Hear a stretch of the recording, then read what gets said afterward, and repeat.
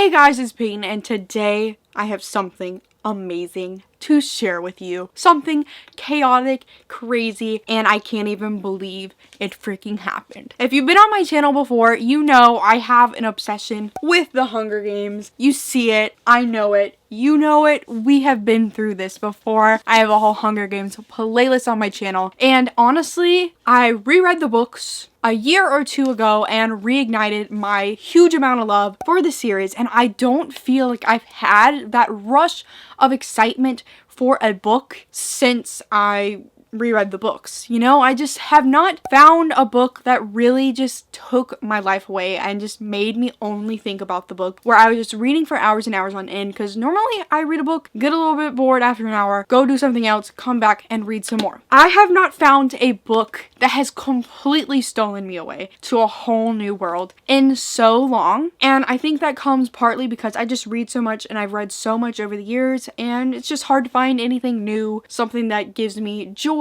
something that surprises me. I genuinely found something that did that for me a few days ago. I read the book in 2 sittings. It is something I never expected to be this obsessed with. It was so cool because I didn't expect it. I thought I would enjoy the book. I was intrigued by the book. I bought it at Target randomly one day, like a few months ago, thinking, oh, maybe I'll give it a try. I think I saw it in my comment section before, and wow, did it do everything I ever freaking wanted. So I know there's gonna be some people that come and click on this video that have read this book before, and they're gonna be like, you're an idiot, why are you freaking this much out over this book? Leave me alone, let me enjoy my thing. So it is a YA thriller, and I do not really read thrillers, and I have no idea why, because anything like thriller TV shows or movies, that's my shit. I love mysteries, I love murder mysteries, I love anything spooky like that. My boyfriend's waving at me from a distance. I love things like that. I love dark characters. I love characters that murder each other. Like, I love exploring mindsets such as this and just spooky vibes when you just see the true colors of people come out. But I only really ever experienced that in movies and TV shows, like I said. Never really tried to branch out and find anything like that in a book. And every now and then I come across something like that, but I just never really went for thrillers. So I found a thriller YA novel. Maybe it struck this much joy because I've never really read thrillers, and maybe people that really love thrillers would think this is underwhelming. I don't care, because I'm obsessed with it. The book, oh my god, if you didn't already freaking know, is A Good Girl's Guide to Murder by Holly Jackson. Also, I want to say that there's going to be no spoilers talked about in this video. I literally am just trying to sell this book to you. No one sponsored me. I'm just obsessed with the book and I want to blab about it. I'm doing a freaking book review. No one does book reviews anymore, but here I am doing it today because you need to read this book. I'm literally telling everybody in this universe to read this book. If you don't think you like shit like this, honestly, give it a try. Now, this was originally published in the UK in 2019, and then in 2020, it came to America in this gorgeous freaking cover. I love it. One thing I must point out is I just found out that this book is going to be a 4-book series. This was the type of book that pretty much wrapped up pretty well. And I was like, okay, I guess this was a one-time book and it did everything I ever wanted and made me just die inside to an extent I have not felt in a while.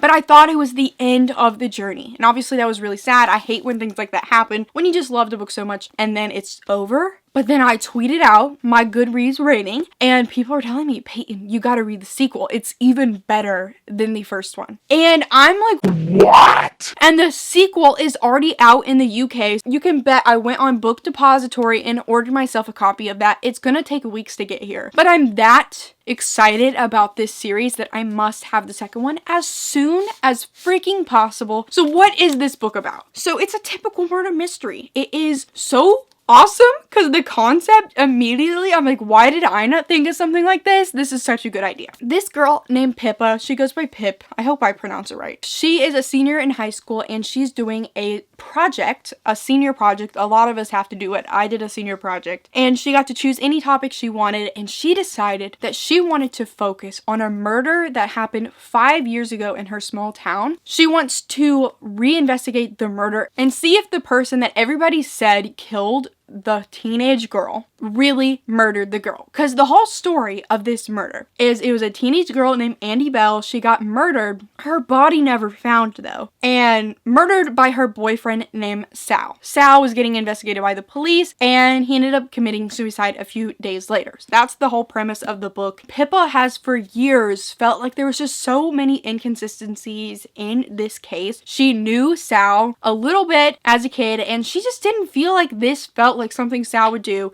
So she decided, okay, I'm going to investigate this murder, see if Sal actually did this, see if I can find any evidence that can say otherwise. And she's not really expecting to find much of anything, but as she actually starts to interview people around the town, and we have a lot of transcripts of her interviews, of family members, of friends involved, just everybody that she can find that might be connected to Andy Bell and Sal, she starts to dig up pieces of Andy's life, starts to actually learn about the person that got murdered, and she's realizing there might be a lot of crazy shit that actually went down. And because of that, she's starting to get threats from some mysterious freaking person telling her she needs to stop investigating this case, which only makes her want to keep investigating more, because that just makes her feel like, okay, wait, is the killer really still out there? Because if it wasn't Sal, and if someone doesn't want me to dig up more details, there must be a reason why. So she keeps going,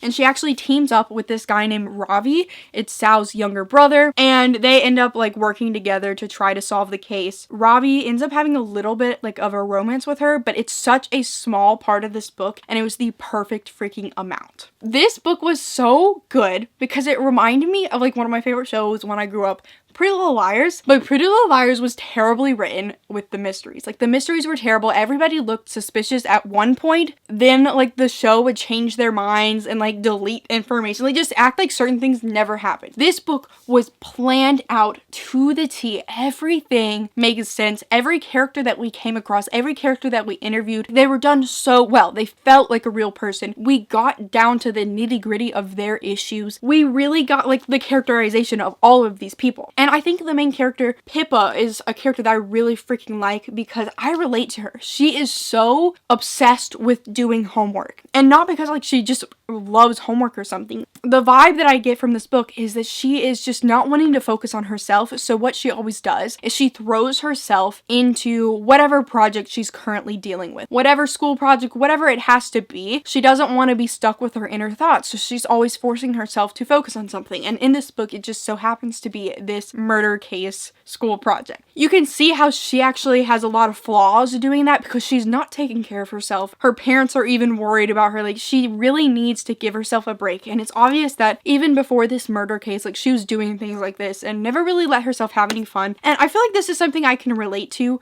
personally because I often like let my emotions build up. I don't let myself think about what I'm feeling often and then randomly have an explosion of emotions. And I feel like my escape... It's true.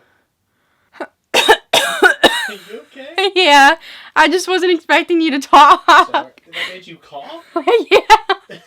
What? I don't know. I think my version of throwing myself into a project is doing booktube videos and reading, because reading is productive for me because then I get to make booktube videos about the books that I read. So I feel like that's the two things that I'm constantly doing to like avoid my emotions, any sadnesses I have, anything that I'm anxious about. And I feel like Pippa is just like the same freaking way. And I also am like that with homework. Like, homework stresses me out so much. I can never have anything be late, and I've always just had to have like an A and blah blah blah. I'm better about it now, but for real, like, I've always tried to do really well even though I didn't really care that much about school, but I still was trying way too hard.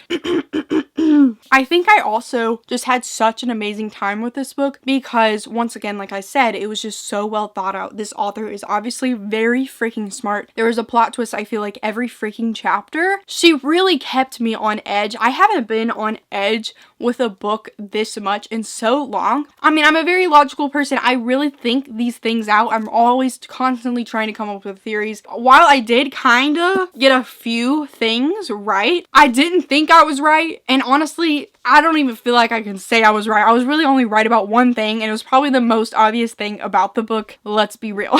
But the actual, like, investigation, who did it, like, what went on, I didn't know what was going on. Every freaking page, I was like, Who did this shit? every freaking page, I had a new theory. I was like, no, wait, it's that bitch. Everyone looked guilty. Everyone had something suspicious about them, but it made sense. Like, it wasn't a nonsensical thing. Like, shit like Pretty Little Liars. Will never forgive the last episode of Pretty Little Liars. It was the stupidest shit I've ever watched in my life. So I think that's why it was just so great, because not only did it have me on my edge of the seat and I got to do theories and shit, but it actually was still shocking in the end. Like, I did not expect what happened, and all around it just made my earth shatter. I stayed up till 6:30 in the morning reading this book. I can't tell you the last time I had to do that. I genuinely sat down to just read 100 pages, because I often just do that every night. I'll try to read 100 pages of a book, but it was a situation where it was impossible. Like, I could not turn the page. It was going to be in my nightmares. I literally had dreams about this book after I finished it. The next morning, I'm over here showering, thinking about the book. I get out of the shower, do my freaking life, do school. I'm thinking about the book. Like, it's the only thing I can freaking think about. It's just rare for me to have that feeling anymore of just thinking about a book over and over and over again.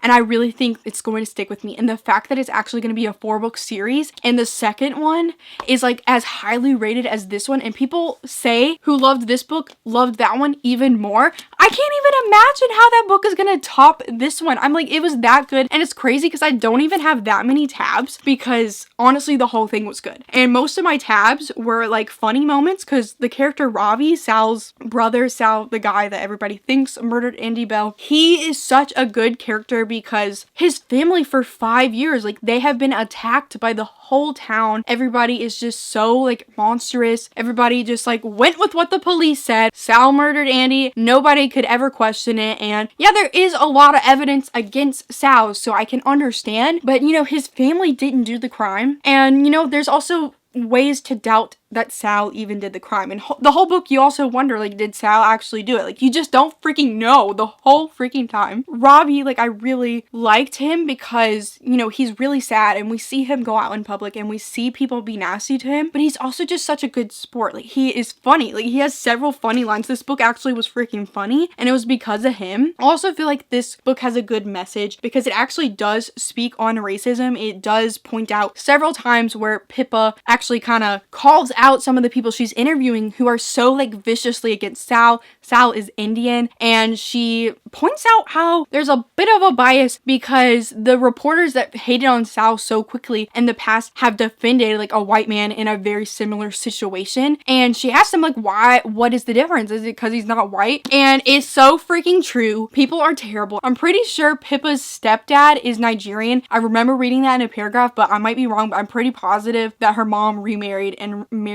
a Nigerian man. And I thought that was pretty cool, and I'm pretty sure her half-brother is mixed. And I just think that's cool to see because I feel like most freaking YA books are just, you know, that white little family, you know? Like, I literally am just so obsessed. Like, if I haven't sold you on this book so far, what is wrong with you? It's such a thrilling read. It's a thriller. It's supposed to be thrilling. If you want something to get you thinking, something to be excited to turn every page, something that you're not bored of at all since page 1, read this freaking book. If I have not gotten you to go buy this book by now or get it from your library, you got problems.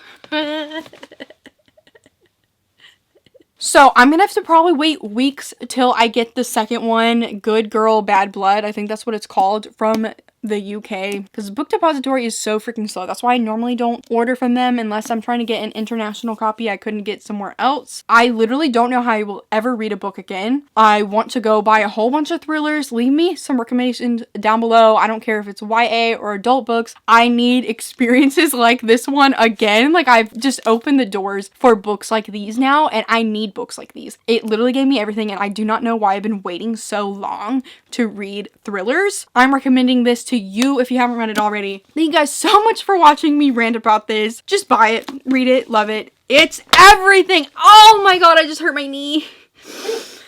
I had a ring on, I hit my bone. Like this video, comment down below, have a good day, please subscribe, make sure to follow all my social medias which are linked down below, and go click the bell button which is right by the subscribe button which you should already clicked, and goodbye.